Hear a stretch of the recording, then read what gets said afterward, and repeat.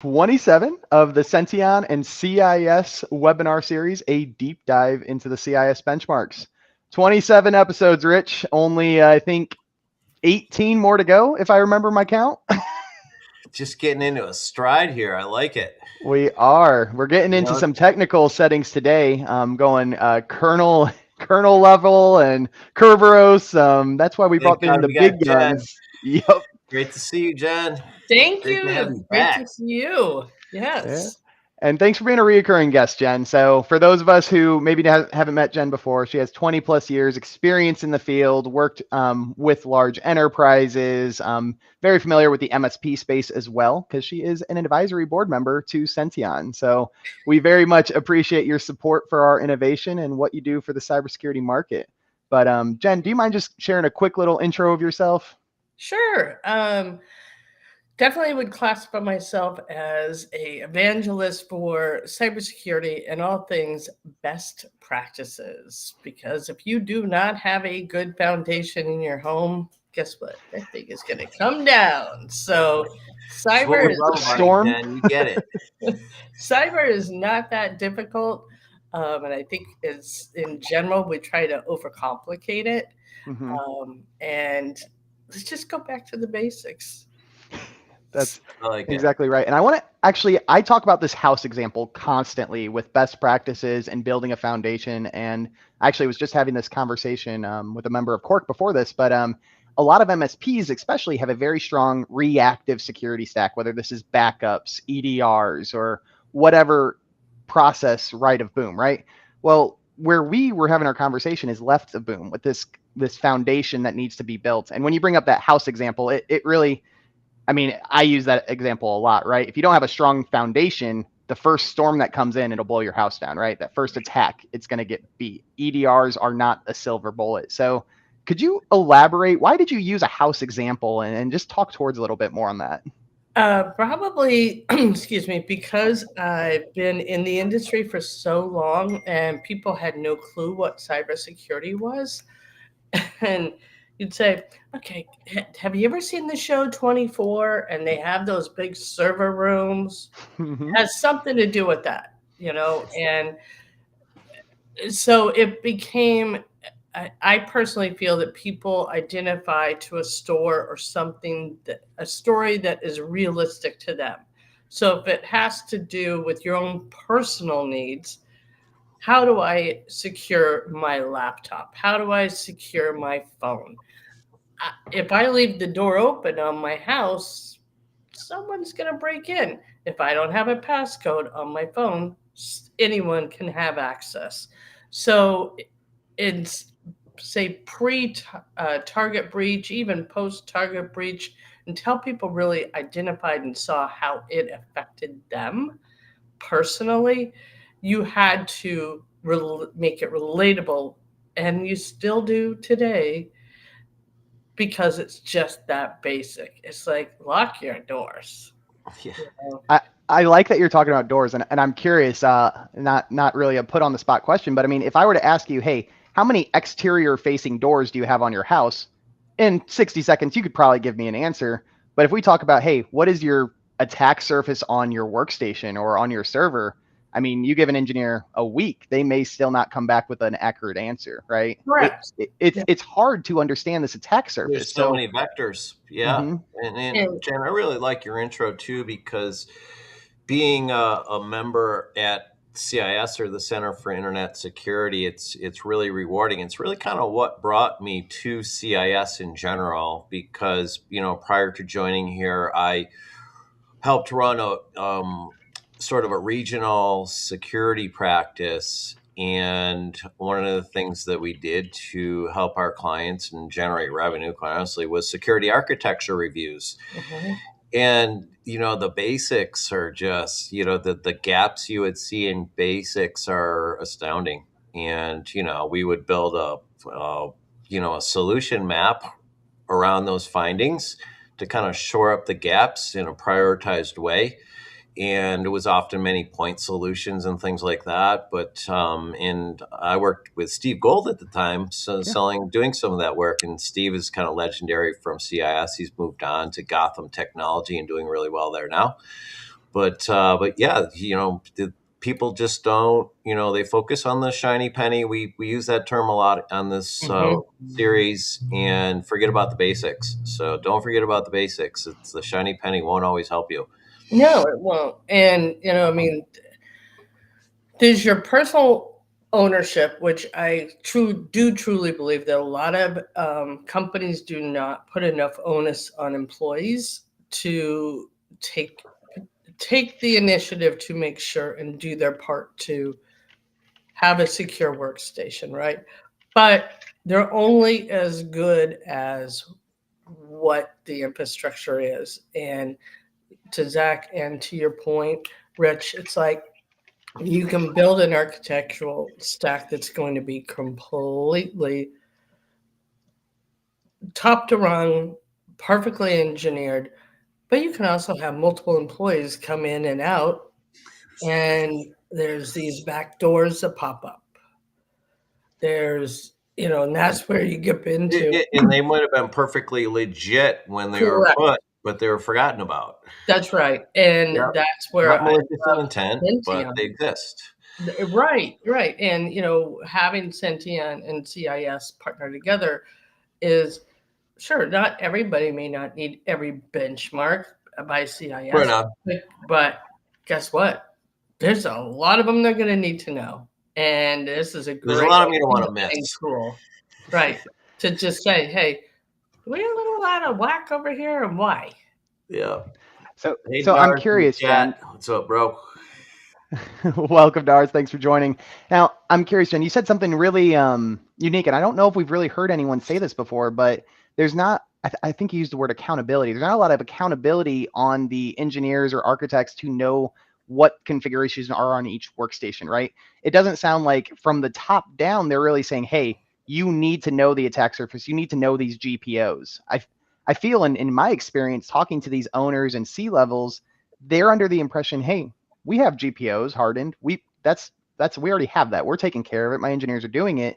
And then if I do talk to the engineer, they're just like, oh, I have no idea what's going on. Yeah. Is that what you were saying? Is there a gap between accountability? There is, very much so. And it's tightened up and gotten better on certain companies, but just picture this. If you're in a regulated environment, you're not going to get away with that posture. No. But say 5 years ago, 8 years ago, you would have all of a sudden marketing may enter into, let's just pick on marketing. They're always the ones. So they may enter into a relationship that is a third-party app that's doing all of their polling and delivering cross scripts inside your network. And so common. Okay. And boom. Security had zero visibility into that. And now you've got all this stuff, and now you've got people hunting and trying to figure out where it came from. And so there is that. I particularly call it just that business to security, business to IT review that kind of covers and says, hey, you know what? If we're going to have something else within our environment that falls under, has to touch the internet, let's just sit down, do a quick ARC review, see how it fits in, if there's any MIGs. It's just a business conversation. Right. Now, and we talk about these scans. Everyone's good. It's like we talk about these scans and these gaps. I mean, yeah, there's no real communication, it seems like, of the business value from hardening these GPOs. So that's, in my opinion, I think spot on. That's an issue right there. If CIS prioritizes this, if the NSA and CISA comes out and say, hey, default configurations are the #1 point of attack, like that's the #1 risk, and it's still not happening. Really say that though, Zach. I don't know if that's entirely accurate. I could toss the link. That's not my words. That's their words. Human factor is a big part of that always. Yes. And we rely on the human factor to push out those configs without automation like Senteon, right? Here, I'll toss the link in the LinkedIn chat for you, Rich. Check that out after. But yeah, absolutely. I mean, these default configurations are critical to take care of. But yeah, let's switch topics a little bit here. And there's cyber's making the news a lot more. I mean, from CISOs being held responsible to things going on international. I feel like I'm seeing the word, cyber warfare just kind of tossed around. I mean, as of being a professional and executive in the space, Jen, what does cyber warfare mean to, I guess, the civilians, right? The people not in this space, or just kind of talk about that a little bit. So it's kind of like, we are such consumers of, if we want it, we buy it, we get it, right? Whether that's news or a new lip gloss, whatever it might be, okay? Cyber gets classified as, cyber warfare to me is any time that somebody is going to be actively listening, actively using technology in some fashion, or defensive fashion or offensive fashion, okay? Mm-hmm. It happens all the time. And it's going to continue to happen. When we are less on the boots on the ground than we are monitoring, we're intel, you even have agencies that call themselves that. They're using computers and cell phones and to communicate. Mm-hmm. That's a fashion of cyber warfare, right? It's that their traditional comms are not these dial-up things that can get blown away. Now we have satellites in the sky. Where it gets confusing, I think, is a police department, your local police department can do it, and so can different countries. Let's not confuse what a state actor is. Mm-hmm. Point in case, the original 0 day identified by Steve Mandian in Hong Kong in 2012. Just dropped a little stats, but I'll drop a link into the chat for everyone who wants to read about that one. Yeah, that was it was quite sexy, that report. I'm not going to lie. But that's re-engineering where the point of where the intersection of that original 0 day happened. But cyber warfare is not exclusive to war. It is part of our defensive posture and offensive posture for years. So and that was my next question. You ended that with 4 years. I mean, is this anything new? No. Or is it just being talked about more? Just being talked about more. Yeah, there's another specific, I can't remember the name of the breach, but I'll toss it in the chat. I'll find it and toss it in the chat. Absolutely fascinating. And it was a collaboration between Symantec at the time and the Israeli government, and a spoof that they put in on Iran in their nuclear turbines. And it even crossed administrations. Like, one president was at one time had to explain to the other one, said, "Are you talking about Stuxnet?" Yes. I mean, if you read that, it's like, oh, that is some dirty, fun stuff. Is. Unfortunately, that got released into the wild, which should never have happened. Correct. But if it just did its intended mission alone, amazing piece of offensive cybersecurity warfare, really, in that instance. And that was 2008, Zach. I think you were what? 7? Come on, give me a little bit of years. I was double digits. Okay. Still short pants. Yeah.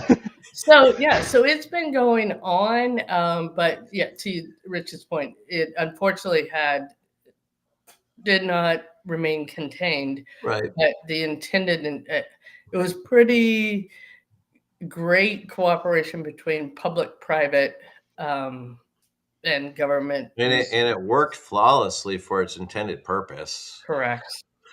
Yeah.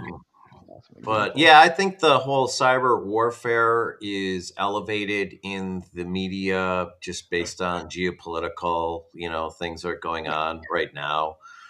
But if you're really any small business or large corporate organization, I mean, you faced your own little cyber warfare battle against whomever, whether you're in it or not, right? Yeah, I mean, if that's a nation state actor or not, or a teenager at his laptop, it's a form of warfare. It's just a matter of scale, I guess, and sophistication of tools.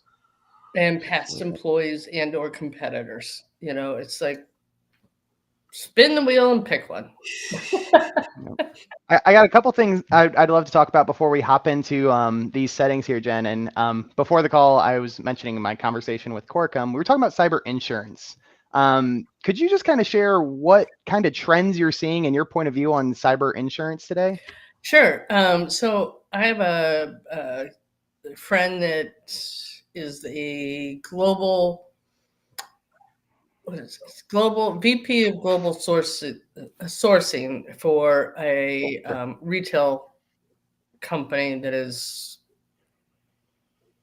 very global and huge, large budgets, right? And their security practice is very tight. They not only follow CIS benchmarks, but all the different benchmarks, and then they map them out very specifically to what will apply to their businesses. So we were having this discussion about a month ago, and they came back with their cyber insurance saying and rewarding them with, wow, you're doing such a great job. That's awesome. That we are not going to raise your rates this year. However, we're going to offer you a different level of protection. And I looked at him and I said, old Cisco model possibly?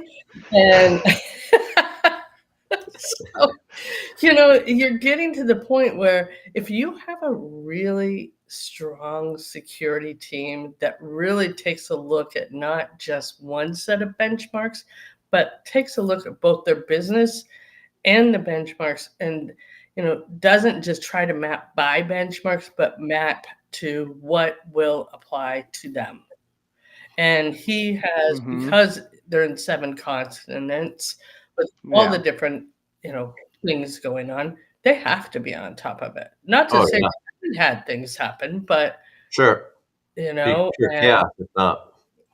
So last year we saw an anomaly where a lot of people were priced out and chose not to. I personally have not been a big fan of it. Well, I was going to say, Jen, this is really, really great story for the show here because we've gotten kind of known as bashing cyber insurance. I don't know if we've got known as that. I don't know. It's been called out. We like to focus on risk in this call. It's like, so that's a happy story. I like it. If if you're putting, doing your proper due diligence and following things like the CIS benchmarks, you can be rewarded. So it's a happy story. Yeah, that's right. And doing it smartly. Yep. So. And when you say smart, I think one of the biggest things we've noticed in all these conversations is how critical it is to be able to attest and report on these benchmarks and various other aspects. Has reporting become more important in recent times, or has it always been important? Depends on the organization. Always depends in the security world. Yeah. Some people, it's like data in, data out. Some people will pay attention to it. I think where reporting is the biggest key is after a breach. There's also I believe there's a big gap in taking just basic business reporting and articulating that into a C-suite digestible risk report. And how do you do that, Jen? I mean, is that something you have experience with, or? I do have some experience with, yes. And it's interesting that the same conversations I've had 20 years ago with CISOs is still the same objection today. Is basically, Oh, I cannot articulate to Right. my board why I need to spend money. I've heard that plenty as well. Like we're talking GPOs, CIS benchmarks, and I have an engineer and a CISO in the room. In this case, and the CISO goes, "Hey, looks cool. It would probably be useful, but we don't have budget allocated because this has nothing to do with our audit." And the engineer's like, "This would be interesting though. I want to see the results, but I can't invest my time if there's no chance of me getting the tool." That's right. That sounds like a problem. I mean, what have you heard stories like that? Was that a one-off, or are you not surprised? No. Back in the day, people would not do trial. There was a good chunk of time, say from after the Target breach to fairly recently, people would not run basic trials because they did not want to know what was under the hood. They wanted deniability. Head in the sand is a strategy. Yeah. And I'm just gonna do my job and go home. Yeah, but now that's not working out now. Ask the CISO at Clorox or others. Or Drizzly. They have a job opening. Drizzly, man, he's banned from touching data for 20 years. Rough. And I have, HIPAA is the biggest joke out there as far as the regulation goes. Their core was supposed to come out in 2012. Then it kept getting pushed back. Now apparently it's 2030. Of course, COVID threw a monkey wrench into that, and all our health ID is on a Post-it somewhere in a tent, and it's like. And I've always said, until or unless you see a CNN crew and some executive with a raincoat over their head, no one's going to care. We're starting to see that with cyber. So from that perspective, that's a big advantage, for best practices. That's where the cyber warfare conversation in general media does help. Correct. And you know what? Don't be surprised if NSA has access to your phone. You either want it clean or you don't. I know we were getting a little off track, but it is. No, this is good. It's funny though. It's like if you want your diapers delivered to your front door, you accept the risk of them knowing where the front door is. Right. And what you got and everything else. Risk. I mean, we drive cars. Yeah, we drive cars. We use Wi-Fi, right? We might get onto Starbucks Wi-Fi, right? We all accept risk. You have to live your life. That's it. So, all right, I got one more question before we get into the educational portion of the webinar. Kind of around marketing, specifically cybersecurity marketing. As you know, Senteon, CIS, we've been doing a lot more educational material, just giving away knowledge and access completely free.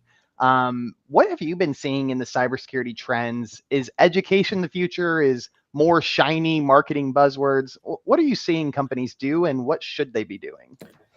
So I don't know about you guys, but I've definitely the word risk has now creeped in everywhere. And it seems to do that every, say, 5 to 10 years. But what is risk? It's different for everybody, right? It's no one answer. Correct. And so it's a very ambiguous marketing word if you're using it within the framework of technology. I think that, in my opinion, CrowdStrike definitely seems to lead the marketing space with a very. I don't know enough about their product to say if they back it up or not, but they definitely articulate what they're doing. And we have a partnership at CIS with CrowdStrike, and they have outstanding product, and they have very aggressive marketing. If anyone has ever been to a tech conference, RSA or any conference for that matter, triple decker, booth, corner unit. Yeah, you trip over it. Whatever direction you turn in, you trip into their booth. But no one else is really blowing it up from a just message, because I think people are seeing through the BS. I do like the educational approach. It definitely helps maybe weed out conversations that people who are not really looking to be educated, and your job as salespeople is not to educate others. Sometimes I don't know if that's not my job. I feel like that's my sometimes it life. is, but it's like, you've been doing it long enough to be able to ask a few pointed questions to say, let me send you this webinar. Let me send you this. You're creating a great catalog of different information on specific sectors of the benchmarks that people can decide, number one, if they have the power to even implement. And that's probably the biggest show gap, right? If they don't have the power to change and implement, then you're probably not talking to the right person. And that's somebody that just wants to be educated. So guess what? You've got this great catalog on your YouTube channel. Shout out Senteon on YouTube.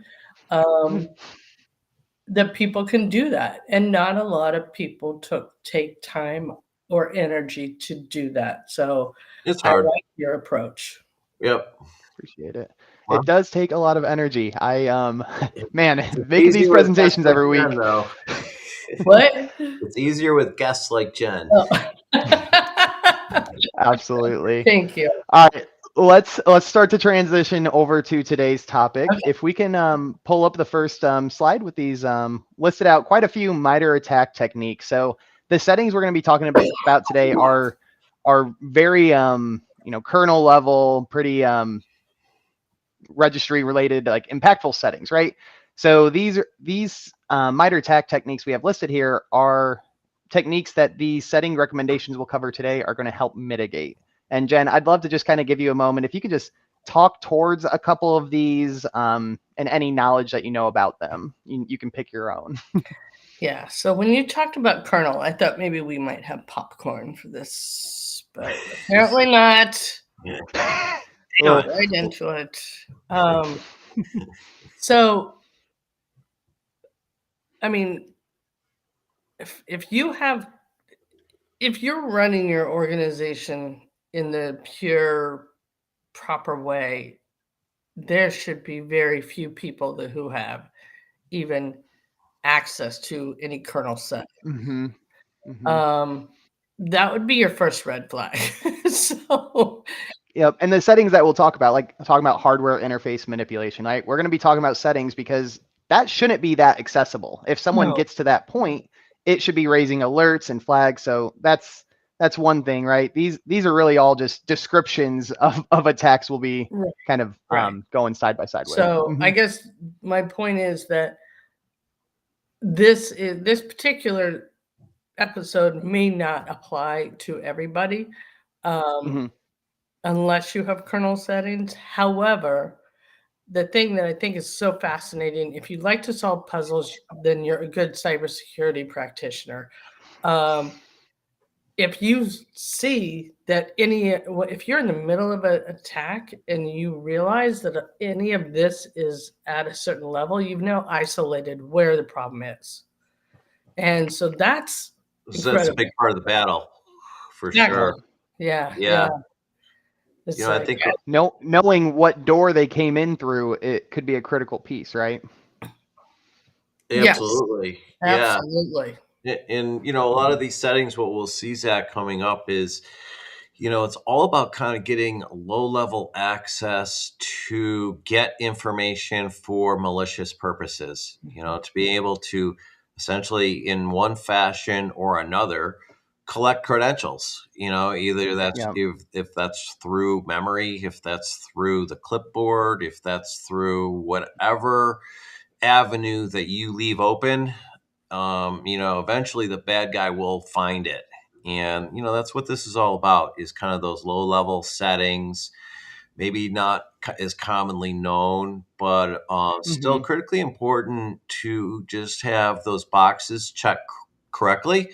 It's easy to do, and it really helps solve a lot of these MITRE attack frameworks. I always love these. This is one of my favorite slides in our sessions. And it doesn't change much, honestly. It's the bad different guys techniques. trying to grab stuff they're not supposed to have in different attack vectors. So it's the same thing every time. And, what we're doing is we're just closing those doors on the bad guys, as Jen talked about earlier. The configurations are generally not secure by default. We talk about that a lot on the series. And, this is just another example of just using proper basics to, limit the attack vectors that the bad guys have access to. I think that's the main points on what these settings are all about, and really what the CIS benchmarks are and Senteon's all about as well in general. Yeah, and an interesting thing with a lot of these MITRE attack techniques, it's about the user privacy and information exposure. Jen, could you just kind of talk a little bit? Why do the bad actors care about this? What's the value of my data? What would you say to the general person watching? I mean, it's brand reputation, brand reputation, brand reputation. If you have your information, your company's information that can be breached, you are not running a clean house. And I don't care what you're selling. Okay, I'll take 1 minute to tell a quick story. All you. I was at this meeting, and it was a major carpet manufacturer, global company. And he says, well, I just do not have anything of value that anybody would want to steal. And all I could do is, I totally lost it. I just saw this vision of Aladdin flying on a magic carpet in front of my head. And I'm like, dude, do you not realize that you've got financials, you have designs, you have relationships, you have contracts, you have correspondence? Do you not know? Well, what if your systems were all shut off at once and you couldn't recover them? How is your business going to run at that point? It's not. And, and the point being is, how many times do we continue to use, I think I've used it 4 times today, the word target. That continues to roll with. So regardless of how the credentials are accessed, no one cares so much about that. It's the fact that they were. Yeah, there's no degree of only breached a little. There's you don't get just a little bit pregnant, right? It's not about the details. That's a metaphor I don't know if we need to use again. All right, before we go any deeper on that, let's hop into some of these settings. So we do have a lengthy topic today, so we're going to be covering, I believe, about 13 different settings today. And the first one here, Jen, so we're going to be, CIS does recommend to have device authentication using certificate. Yes. So CIS wants to make sure this is automatic so that the human doesn't have to do any manual work, but kind of talk to us about this. What does using certificate mean? Why is this important to make sure the device is authenticated? I mean, this in itself is a best practice across anything that has to do with communication and just authentication best practices, whether it's sending encrypted email or encrypted data. But more importantly, it also, again, peels back to an audit trail. So if you have a certificate that's actually live, number one, it has to be renewed on whatever terms the contract is. Number two, you can use that information if it is breached for how and why. Yep. I think that's really good. Yeah, and I like that CIS does have it enabled, right? Because I think another option in the GPOs is to be enabled but manual, right? So by having it automatic, it makes sure it's always done and that it's verified. It is verified, and typically if if you try to access it, you're going to get an alert that says you don't have access. So we're talking about a minute number of people that would have those credentials, right? So, and Jen, that'll get logged, right? If I don't have access and I'm hitting that up on a regular basis, that's going to get a little log somewhere, right? Amen. Yep. And guess what? Logs tell stories. Yes, they do. Gives you the trail. All right, let's go into this next setting here. Enumeration policy for external devices compatible with kernel DMA protection. So by default, we want to make sure all of these are blocked. So talk to us a little bit about this. Intuitively, it makes sense to me. If it's not incompatible, it's probably not something we want on there. Right. I think you just answered the question right there.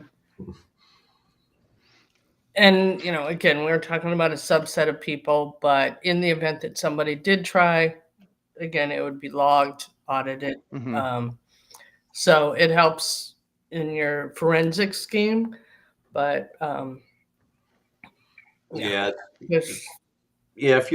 you're trying to put some kind of hardware device or attach some kind of hardware device that doesn't follow the proper kernel DMA protection, you're opening a door, and so there's no reason to allow that ever to happen. I mean, if you need to have some kind of device like that, it needs to be part of a change management process, and it needs to be understood what it is and why it's being, the risk that it presents, understood, documented, and all of the sort, and if it's just some random device, no thank you, right? That's what this is all about. No thank you. Hard pass. I like that. All right, let's go over to this next one here. So it is to allow custom SSPs and APs to be loaded into LSASS, set to disabled. So when we say SSP, this is security support providers and authentication packages for APs. And then LSASS, again, this is the LSASS security, so local security authority subsystem service. So a lot of acronyms on this slide, as we love in the security world.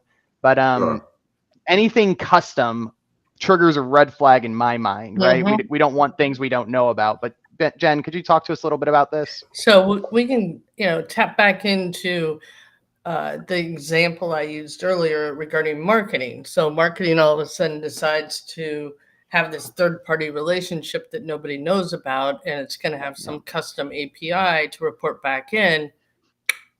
Whoopsie, just kidding. Sounds like a backdoor to me. I don't know, Jen. I think so. Not a good one. No. Yep. And by not allowing these custom choices, right, we're maintaining the integrity and making sure we know what's there, right? We're just not allowing it. Right. That's not even a back door. That's like a side door, even close to the front. It really, right? You're correct. And that's a great slide to when you are for that business discussion saying, hey, here's a reason why. Because a lot of times, not to point on anyone's clothing choices today, but a lot of times that people do think that Exhibit A is, security is skull and crossbones. But it's not. It's business enablement, right? There's a purpose and a reason as to why we would not allow it. And so you can tell the story and map them very clearly together. So Jen, you don't think I'm presenting the right image for a board presentation today? No, I think you are presenting exactly what you should. I love it. No.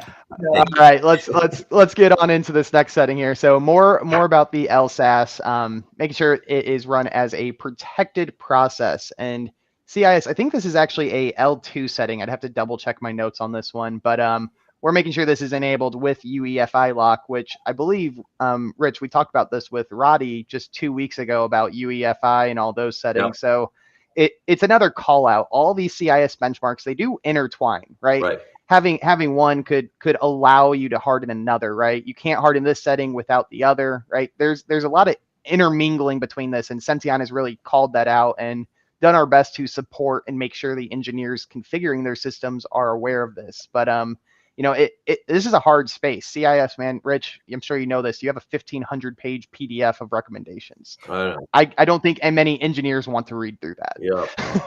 Don't blame me, bro. Don't hate on me. That's what we got Senteon for. Makes it easy. It's the easy button. I appreciate that. But Jen, could you introduce this setting a little bit in this recommendation? So I am not familiar with UEFI.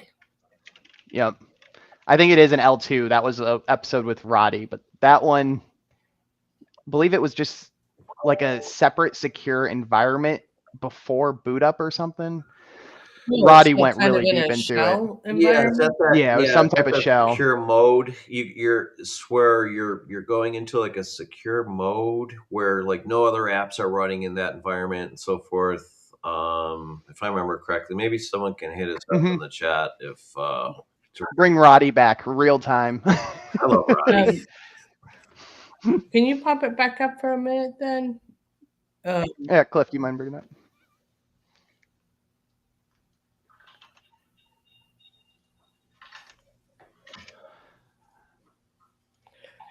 Okay, yeah. Is Cliff gonna speak to it or? Nah, this is good. So I mean, I could say a couple things. This is really just protecting that LSASS piece a little bit more, because we don't want this to be allowed to extract sensitive data or credential data out of LSASS. So this is just another way to harden it further. But again, I do believe this is an L2 setting. Yeah. So be wary looking at this. Not recommended for everyone. That's one of the things CIS does really well with their level profiles from L1, L2, and next generation. Which, saying that out loud, I don't even think this is an L2 setting. I think this was a next generation setting. Yeah, well, that's why the benchmark, quite honestly, that's why it's 1,500 pages, right? There's a lot of detail. And one of the things that our technical writers do very well is explaining what things are. I feel like we're failing slightly on this particular slide, but if you chose to actually go down and drill down into the 1,500 page benchmark, you'll see relatively clear description and purpose, reasoning, and each setting is laid out in the same format, which is very helpful. But it is a deep dive and it's a long document. Mm-hmm. So that's where, our Secure Suite memberships can help you digest that easier and get easier access to consuming that content. And really drilling down and finding what those settings mean for you and more importantly, what it means for your organization. Because each setting, isn't always necessary depending on the risk that you're protecting. You have to assess that in the context of your organization and your operational goals. In my mind, just reading through it and kind of digesting what we talked about, it seemingly would have the effect, if I'm at Starbucks and I'm on my work computer on a public Wi-Fi, and all of a sudden I needed to run a shell script for some reason to diagnose what's going on with my PC, it would not allow me to do that. Yep. I don't know if that's right or wrong, but if there is, I think it's in line with what Roddy was talking about the other week. I think it is in line with that. Okay. But perfect. I will include a deeper dive in the newsletter, as I do with all these slides every week. So let's go into this next. And that's a great example of a business case as to, no, we do not want you to, we need to limit. Hey, why are you popping up a PowerShell, Jen, in Starbucks? No, first of all, I don't even go in. I go through the drive-through. I love that. All right, let's get into some of these other settings. These are going to get a little bit away from that kernel level, so this will be a little bit easier to talk about. But disallow copying of user input methods to the system account for sign-in. So another one, I always like to mention this on these, right? Disallow and enable, kind of double negatives, right? By enabling this, we're not allowing it. So just be wary when you configure your workstations. CIS has gone through this meticulously and handled the double negatives for you. But Jen, talk to us a little bit about this. Yeah, I think, when you're anywhere in a administrative role, you really have to define cut and paste situations. I mean, a lot of people cannot cut and paste a certificate properly. So the last thing you need them to do is cut and paste credentials, or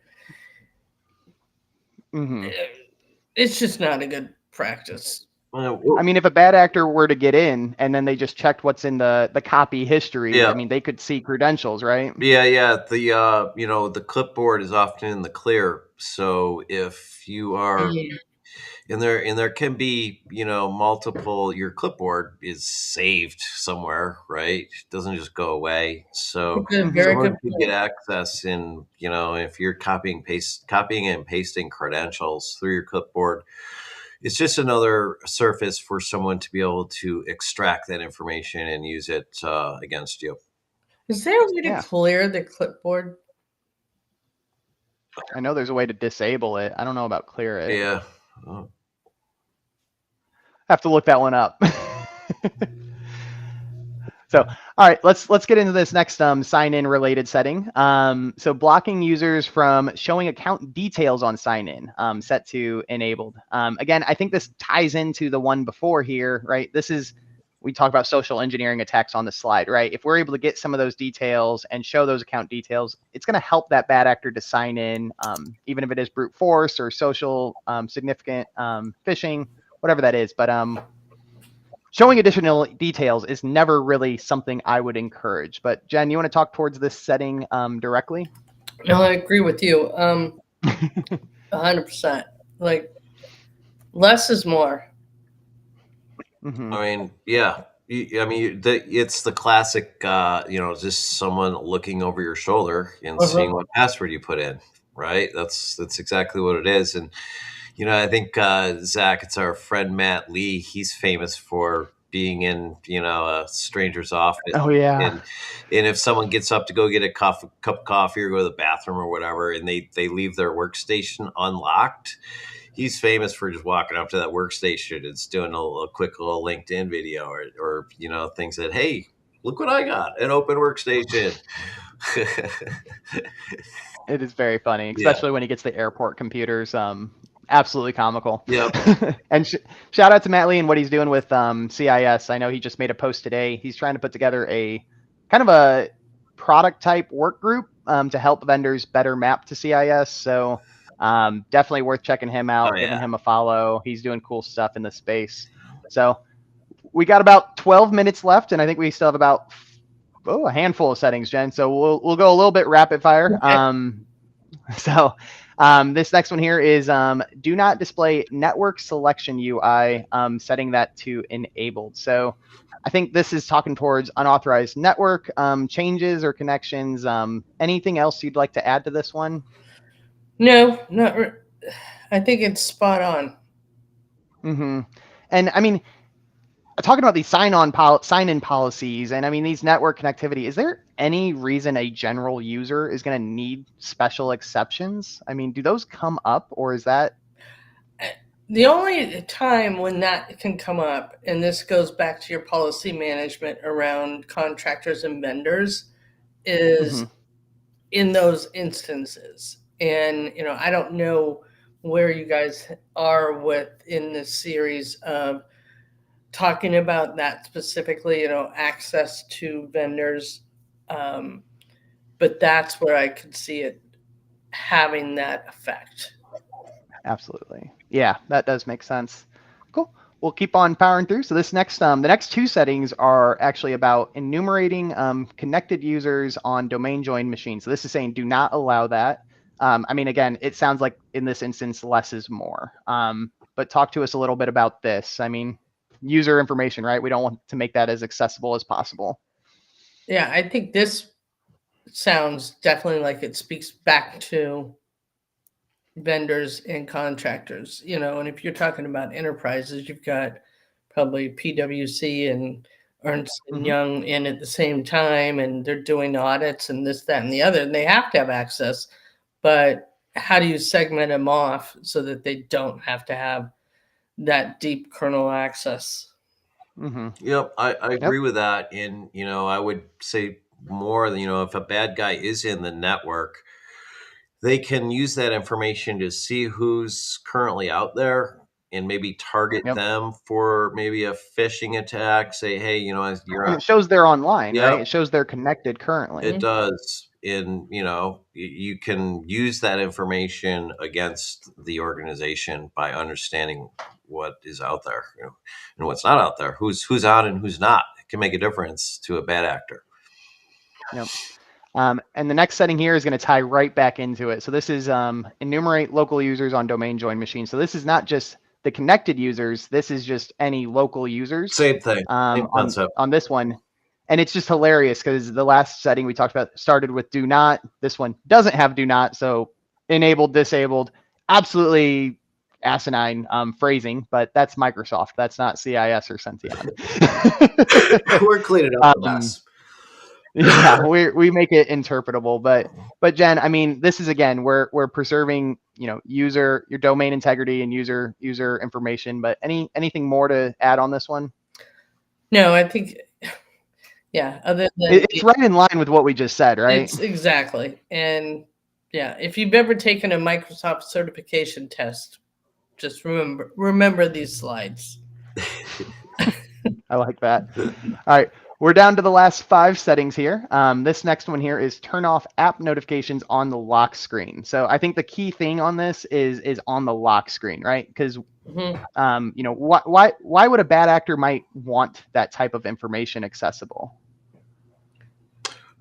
You're sharing information that shouldn't be exposed. I mean, so if your phone is sitting on the table at Starbucks or in the conference room at the office, wherever it might be, someone in that pops up some kind of an alert that has valuable information in it. Someone just take a quick picture of your phone and they have the information. If the information is accessible without having to log in, I mean that just sounds like you made the attack path a lot easier.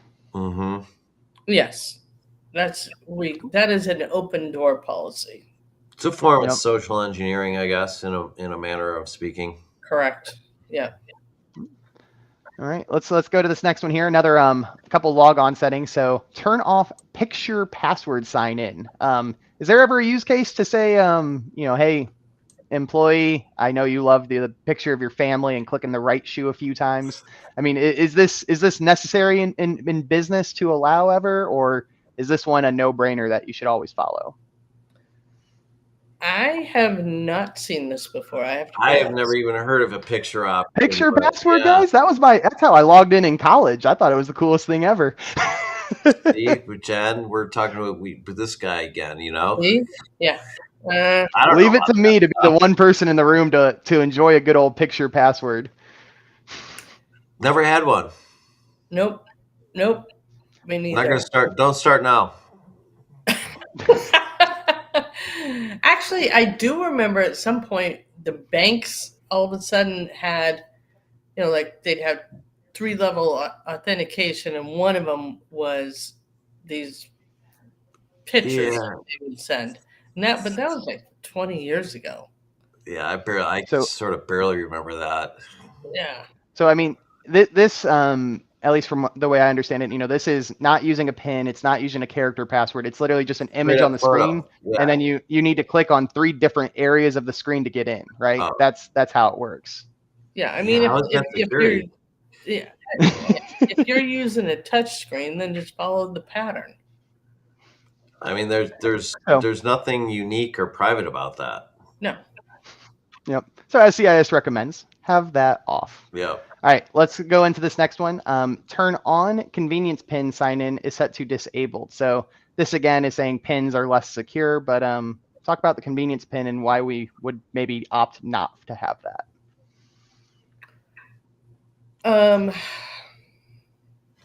I got you, John. It's just something that's a little easier to break. It's if someone's trying to do a brute force, the pin is typically going to be a shorter number and a shorter walk for a brute force app to get through. It's really what you're doing is you're configuring for convenience and not security by using this. So you got to say no. I'm sorry, it's a little bit less convenient, but it is more secure. So we're going to vote on the more secure side of this one. Yeah, and I am guilty as charged. However, I do two-factor. Nice. So. Well, you got to understand your risk. If that risk works for you, Yep. then it's okay. Yeah. I think that's a very good way. And it's stored in a secure place. You keep your doors locked. It's your house, right? It's not in a public office. Or my car, unless it goes. Or your car. So I think that's spot on. And I think a topic we've talked about quite a few times today, clipboard just settings, right? So this is talking about having synchronization across multiple devices, right? So you copy it in one, it's going to be on others. Let's make the problem worse. Let's make the problem worse. Jen, I feel like we've really talked about this enough, but anything more you want to add to this one? The only thing I would add is that I think we're getting a little out of control on the cross connectivity to devices. Like, right. Everyone has, 5 devices, right? I'm guilty of it. Yeah. So. And it is easier if they're all connected. There's no argument about easiness. Like, it is easier. The topic though is security. Generally as secure, right? Easier and more secure don't generally go together. Right. And how much time are you really saving? Yeah. It goes back to risk. Goes back to your risk profile and what you're willing to accept. Spot on. All right, we are making great time with this rapid fire session. So we got one more setting here. Allow upload of user activities is set to disabled. Uploading anything sounds a little dicey unless you know exactly how it's being stored and everything. But talk to us a little bit about why we maybe wouldn't want user activities to be uploaded. Yeah, I mean, I'm sure that there's multiple policies to support not doing it within, your own organization, but it would also appear to be somewhat of a red flag. If it was happened, it would be logged, obviously. So I just don't see any reason, any advantage in doing it. There isn't, user behavior management tools are pretty awesome, tracking what kind of expected use is kind of in the guardrails of a particular user. And if you understand that information about how a particular user operates all of the time, it gives you advantage in terms of beating those user behavior analytics tools that are quite effective, but not if you already know the user's patterns. Right. That's right. Yep.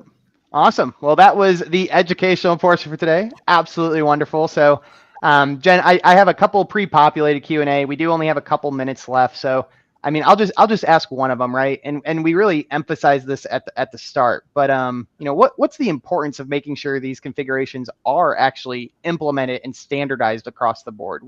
How damaging can it be if each machine has a different baseline? How much harder does that make the environment to secure?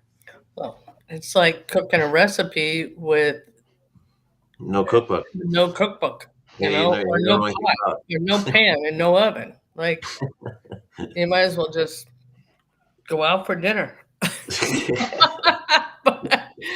That could be the MSP in the scenario. Go hire someone else to fix it all. That's right. That's right. Yeah. And as far as it all relates back to MSPs, I do find it very interesting in those scenarios is if they each have individual policies for their customers. And that's definitely an area. Because everyone has different risk, right, John? Yep. And so, making sure your staff is trained up and everything is very well documented as to here's what we are doing for customer X, Y, and Z. Yep. Spot on. I like it. And now that we're right at the top of the hour, Jen, but absolutely pleasure having you back on the show. I do anticipate you being a reoccurring guest yet again. So thank you for being here. But any closing thoughts or anything you want to add to today's topic or just cybersecurity in general before we sign off? I just, I think what y'all are doing is great. I do feel we, as a industry are at a very pivotal point in turn, back to the good. I think we kind of got lost in the weeds with too many vendors and point solutions and selling on fear. Oh, please, selling We on hate fear. that. We do Yep. not like that. Selling on fact, let's sell on fact. Yep. And that I'm excited for that. And that, again, I really applaud Senteon and CIS for approaching the market from an educational perspective. And it's the facts. Yeah. I love that, and anyone from marketing listening in, like we talked about this, start reports, attestation, facts. That's what, and I agree with you, Jen. I think that's what's going to start convincing or converting sales for the sales team, having factual data they can show improvement over time. Here's where you started, right? That type of data is what's going to make a difference and help cybersecurity become part of that business conversation. And that's what really makes that conversation with the board, when you need a couple extra bucks in the budget, really go a lot easier, right? Yeah. Who doesn't want a couple extra bucks in the budget? Let's go. Come on. All right, everyone. Well, thank you so much for being here today, Jen.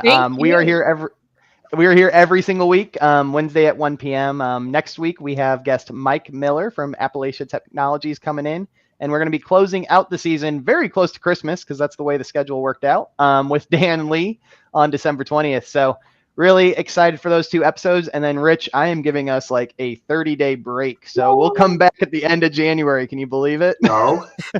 I might need a little bit of a ramp-up phase to prepare some more presentations. Dude, we got to set up a weekly call or something. I need you, Zach. But really appreciate it. And on this last slide, as always, we do have our newsletter you can subscribe to with deep dives to these. If you do want to do a risk assessment, how will you compare to CIS? Sign up for Senteon. It's free. NFRs for our MSP partners. Check it out. And you can always reach out to myself or Rich. We're active on LinkedIn. Do our best to be involved with the community. So